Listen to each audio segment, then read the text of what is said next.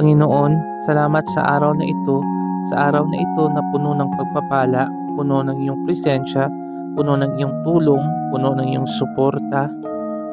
Salamat din sa mga bagay na dumating na laman ng aking dasal dahil ang pagpapala ninyong ito ay malawak at marami ang matutulungan, hindi lang ang aking sarili kasama ng aking mga mahal sa buhay.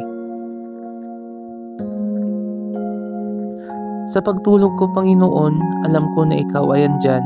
Alam ko na ako ay iyong babantayan, na bahagi ako ng pagmamahal mo at proteksyon na magiging mahimbing ang aking tulog.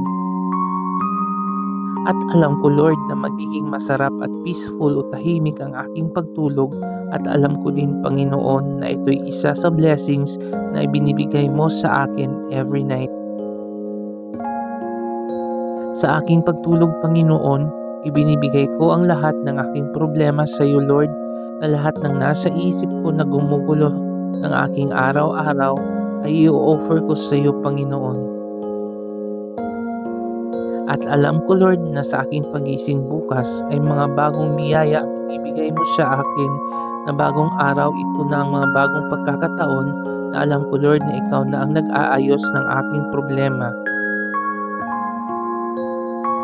Maniniwala ako na ang bukas ko ay bahagi ng iyong magandang plano sa akin at sa aking buhay, Panginoon, na ang lahat ay magiging okay. Kahit na sa tingin ko ay wala ng pag-asa ang aking problema, pero kapag sa iyo lang ako nakatingin, alam kong maayos ang lahat.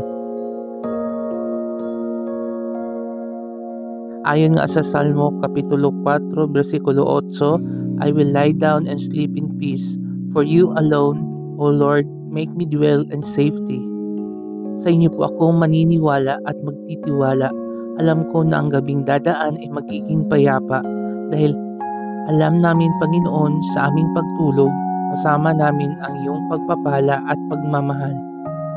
Kasama ng aking dasal na ito, na alagaan mo rin, Lord, at bigyan din ng masarap at payapang pagtulog ang aking pamilya, mga kaibigan at mga kakilala. Bigyan niyo rin po sila ng isang mahimbing na tulog. At Panginoon, kayo na rin pong bahala sa aking bayan. Patuloy niyo pong i-bless ang aming bansa. Patuloy niyo pong i-guide sa tamang landas. Lakas at talino pa rin ang aming dasal sa lahat ng namumuno sa aming Panginoon. Panginoon, salamat ulit sa isang mahimbing, masarap, payapa at puno ng pagmamahal na pagtulog na galing sa inyo.